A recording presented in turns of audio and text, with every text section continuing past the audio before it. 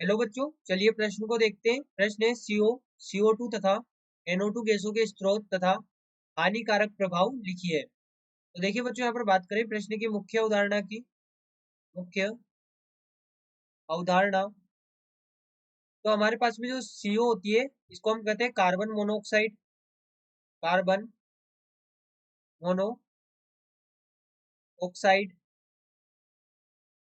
दूसरा जो कि CO2, ये हमारे पास में होती है कार्बन डाइऑक्साइड। Carbon dioxide.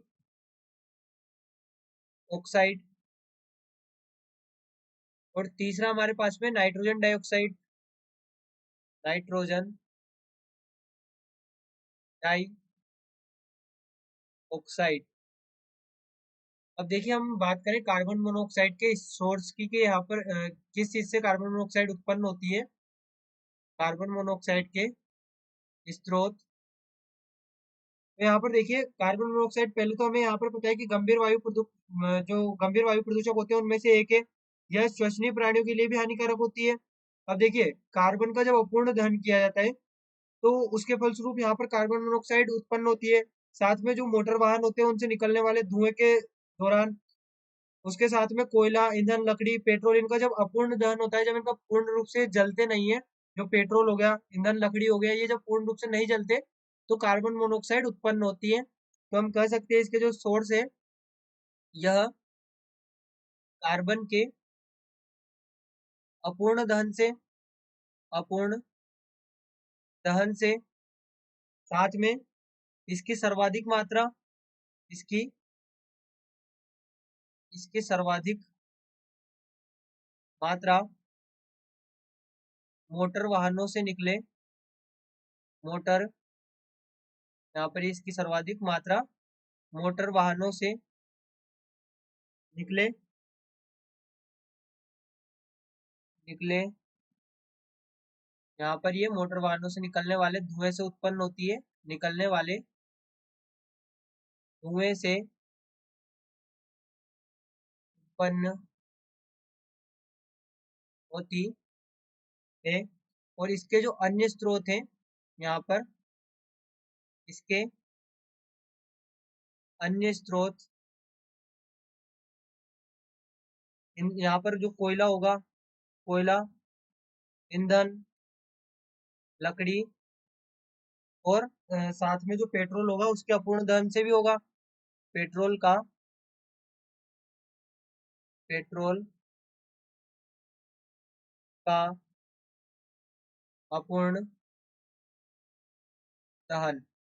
अब देखिए, इसके हानिकारक प्रभाव की यदि बात करें, पहले यहाँ पर हम देख लेते हैं कार्बन डाइऑक्साइड और NO2 के सोर्स, फिर हम देखेंगे इसके इनके हानिकारक प्रभाव। तो यहाँ पर हम बात करें कार्बन डाइऑक्साइड के सोर्स की, कार्बन डाइऑक्साइड के स्रोत। तो देखिए, कार्बन डाइऑक्साइड के जो स्रोत हैं, यहाँ पर श्वसन, जब जैसे जैसे जनसंख्या बढ़ रही है, अब जनसंख्या बढ़ रही है तो क्या होगा कि मनुष्य क्या करता है, ऑक्सीजन लेता है, कार्बन डाइऑक्साइड का निष्कासन करता है। अब जो कार्बन डाइऑक्साइड का निष्कासन हो रहा है, तो जैसे जैसे जनसंख्या बढ़ रही है, तो कार्बन डाइऑक्साइड की मात्रा भी बढ़ रही है। पृथ्वी पर कार्बन डाइऑक्साइड की मात्रा भी बढ़ रही है, और कार्बन डाइऑक्साइड की मात्रा बढ़ने के बाद में यहाँ पर ये सीमेंट निर्माण में जो चूना पत्थर काम में आता है, उस उसके द्वारा भी यहाँ पर कार्बन डाइऑक्साइड में CO2 निर्गमित होती है। यहाँ पर हम कह सकते हैं श्वसन, जीवाश्म ईंधन, जीवाश्म ईंधन का दहन, सीमेंट निर्माण में काम आने वाले, सीमेंट निर्माण में निर्माण में काम आने वाले, काम आने वाले चूना पत्थर, चूना पत्थर आदि से वायुमंडल में वायुमंडल में CO2 निर्गमित होती है, निर्गमित होती है। इसके बाद में देखिए हम नाइट्रोजन डाइऑक्साइड का सोर्स। तो देखिए, जो नाइट्रोजन डाइऑक्साइड है, ये यहाँ पर देखिए, हम यहाँ पर बात करें नाइट्रोजन डाइऑक्साइड के स्रोत की, तो जब बिजली कड़कती है, बिजली बिजली कड़कने के समय, बिजली कड़कने के समय, लेकिन नाइट्रोजन और ऑक्सीजन दोनों वायुमंडल में उपस्थित होती है हमें पता है, लेकिन ये दोनों आपस में क्रिया नहीं करती। लेकिन जब इन्हें बहुत ज्यादा उच्च तापमान मिल जाता है, यानी कि हाई टेम्परेचर जब मिल जाता है, हाई टेम्परेचर कैसे मिलेगा, जब बिजली कड़केगी, अब बिजली कड़कती है तो हाई टेम्परेचर उत्पन्न होगा, तो उसके दौरान यहाँ पर नाइट्रोजन डाइऑक्साइड उत्पन्न होती है, होती है।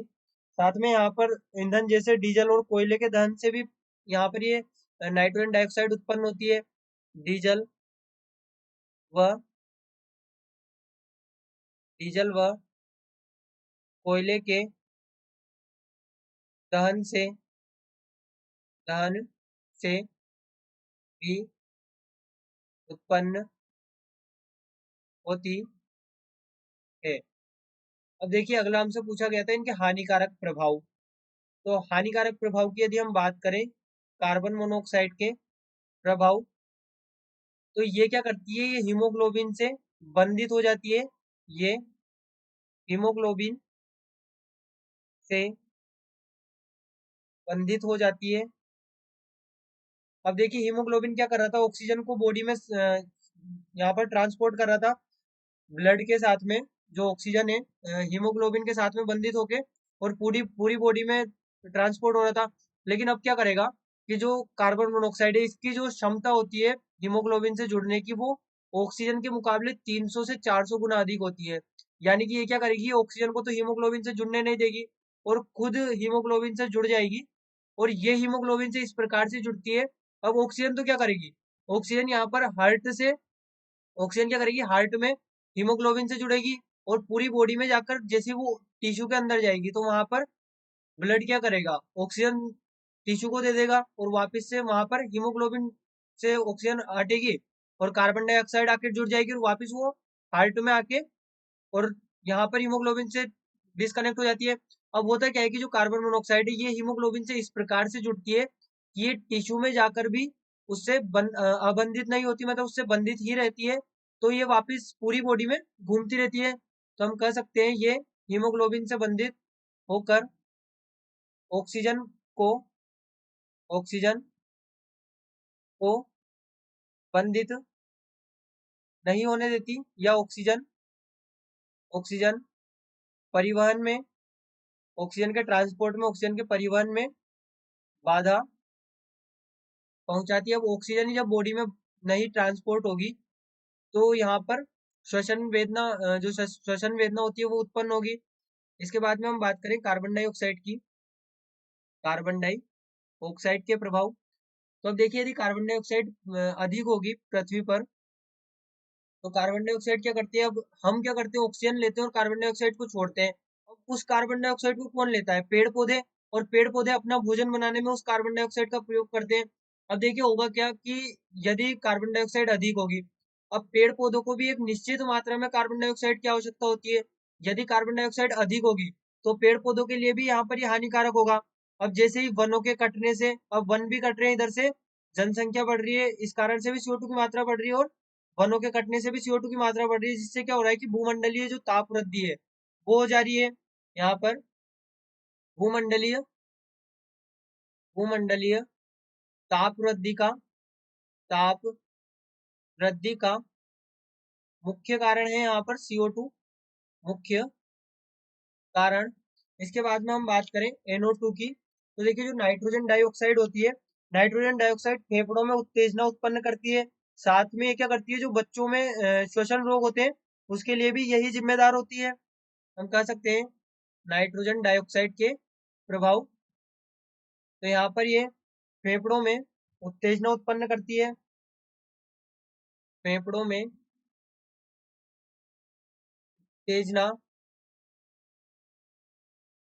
उत्पन्न करती है, उत्पन्न करती है। साथ में बच्चों में श्वसन रोग उत्पन्न करती है, बच्चों में श्वसन रोग उत्पन्न करती है। तो ये यहाँ पर इनके प्रभाव हो गए, उनके सोर्स भी हमने देख लिए। आशा करते हैं आपको प्रश्न समझ आया होगा। धन्यवाद।